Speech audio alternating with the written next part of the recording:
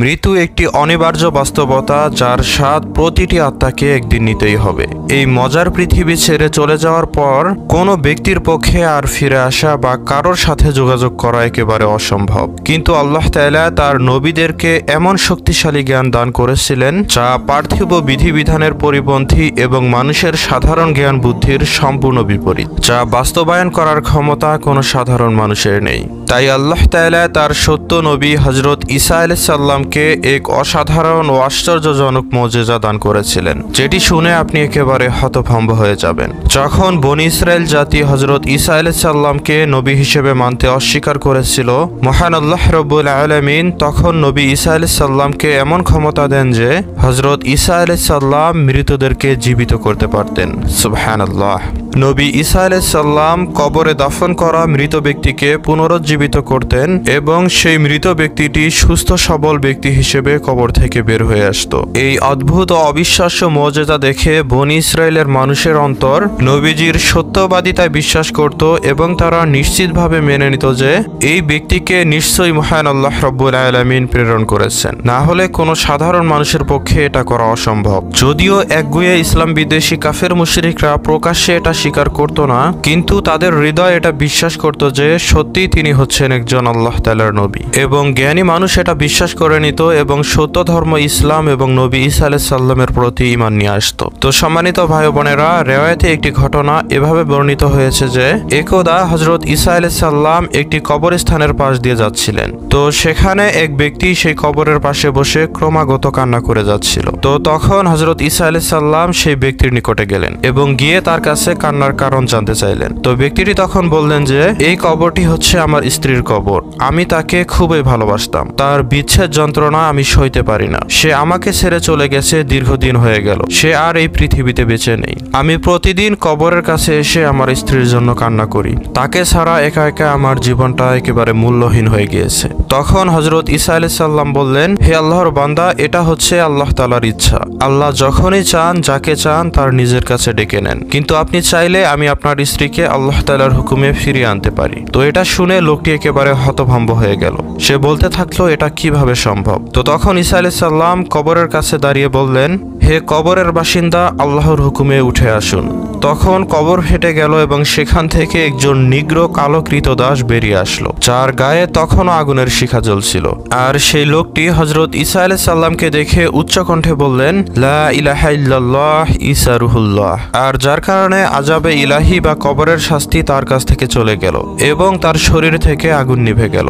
তো তখন সেই কান্নারত ব্যক্তিটি বলে উঠল যে এটা তো আমার স্ত্রীর কবর না, আমার স্ত্রীর কবর হচ্ছে ওই লোকটির পাশের কবরটি। তো তখন ঈসা আলাইহিস সালাম সেই কালো লোকটিকে আবারও কবরের মধ্যে শায়িত হতে বললেন। তখন সেই নিগ্র হাবশী গোলামটি আবারও কবরের মধ্যে নিশ্চিন্তে ঘুমিয়ে গেল।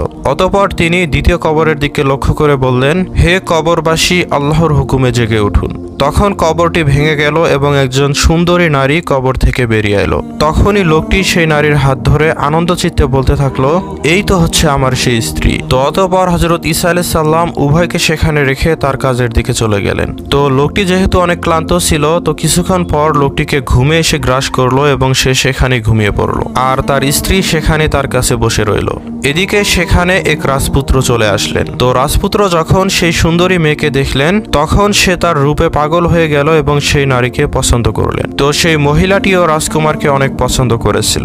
রাজপুত্র সেই নারীর কাছে এসে বললেন, এই গরিব লোকটির সাথে তুমি কি করছো? তুমি আমার সাথে এসো, আমি তোমাকে সারা পৃথিবী দেখাবো। তো তখন সেই অবিশ্বাসী মহিলাটি অনেক লোভে পড়ে তার স্বামীকে ঘুমন্ত অবস্থায় রেখে রাজকুমারের সাথে চলে গেল। তো সেই লোকটি যখন ঘুম থেকে উঠলো, তখন সে তার স্ত্রীকে না দেখতে পেয়ে খুবই মন খারাপ করলো। তখন সে মনে মনে ভাবলো, আমার স্ত্রীকে হয়তো কেউ তুলে নিয়ে গিয়েছে। তো তখন সে তার স্ত্রীকে খুঁজতে খুঁজতে রাজকুমারের ঘোড়ার পায়ের চিহ্ন দেখে তিনি রাজকুমারের প্রাসাদে গিয়ে পৌঁছে গেলেন এবং সেখানে গিয়ে স্ত্রীকে দেখতে পেয়ে বললেন, এই তো আমার সেই স্ত্রী। হে প্রিয়তমা, তুমি এখানে কি করছো? তোমাকে কারা ধরে নিয়ে এসেছে? তখন রাজপুত্র বলল, তুমি মিথ্যা কথা বলছো, সে হচ্ছে আমার দাসী। বিশ্বাস না হলে তুমি তাকে জিজ্ঞেস করে দেখো। তো এ কথা শুনে সেই সুন্দরী মহিলাটি তৎক্ষণাৎ তার স্বামীকে বলে উঠলেন, হ্যাঁ আমি রাজকুমারের দাসী, আমি তো তোমাকে চিনি না, তুমি অকারণে কেন আমাকে দোষারোপ করছো। তো এ কথা শুনে লোকটি অত্যন্ত ব্যথিত হলেন এবং দু চোখ বেয়ে কান্না করতে লাগলেন। তার আর কোনো কিছুই বোঝার বাকি রইল না। তিনি কাঁদতে কাঁদতে প্রাসাদ থেকে বেরিয়ে গেলেন। তো কয়েকদিন পর হযরত ঈসা আলাইহিস সালামের সাথে সেই ব্যক্তির দেখা হয়ে গেল। হে ঈসা রুহুল্লাহ, আমার স্ত্রী যাকে আপনি জীবিত করে ফিরিয়ে এনেছিলেন সে এখন অমুক রাজকুমারের কাছে রয়েছে।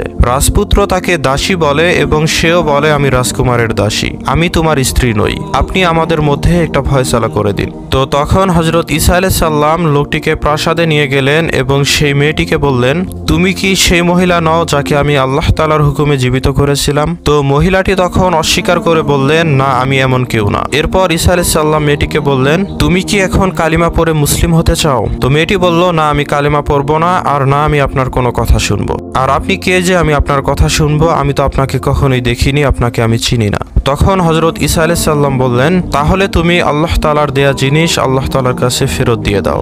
মহিলাটি তখন বললেন, আমি কোনো কিছুই ফেরত দিতে পারবো না। কিন্তু আল্লাহ তাআলার হুকুম ও ক্ষমতার সামনে সেই সাধারণ নারীর কোনো স্থানই ছিল না। তো হযরত ঈসা আলাইহিস সালামের এই কথাগুলো বলার সাথে সাথেই সেই মিথ্যাবাদী এবং অবিশ্বাসী নারীটি মাটিতে লুটিয়ে পড়েন এবং সেখানেই মারা যান।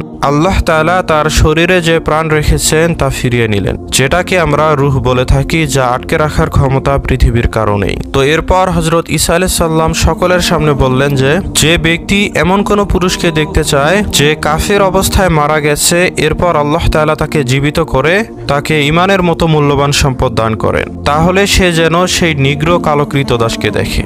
এবং যে ব্যক্তি এমন কোন নারীকে দেখতে চায় যে ঈমানদার অবস্থায় মারা গিয়েছে, অতঃপর আল্লাহ তাআলা তাকে পুনরুজ্জীবিত করেন এবং এরপর সে কুফরি অবস্থায় মারা যায়, তাহলে সে যেন এই মহিলাকে দেখে। এরপর হযরত ঈসা আলাইহিস সালাম লোকটিকে বললেন, এই ছিল সেই বেঈমান মহিলা যার জন্য তুমি এতদিন কাঁদছিলে। সে অনেক সুন্দরী ছিল, কিন্তু সে কি তোমাকে ভালোবাসে?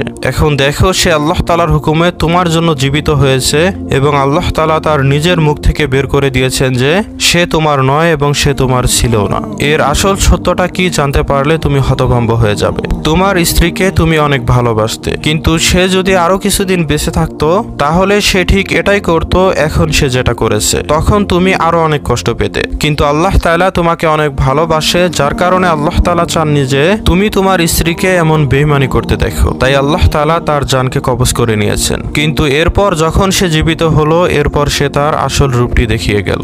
সুতরাং সর্ব অবস্থায় আল্লাহ তাআলার প্রতি ধৈর্য ধারণ করো এবং আল্লাহ তাআলার বিচারের সামনে মাথা নত করো। তো সম্মানিত ভাই বোনেরা, আশা করি ভিডিওটি অবশ্যই আপনাদের কাছে অনেক ভালো লেগেছে। ভালো লাগলে অবশ্যই আমাদের নতুন চ্যানেলটিকে সাবস্ক্রাইব করে রাখুন।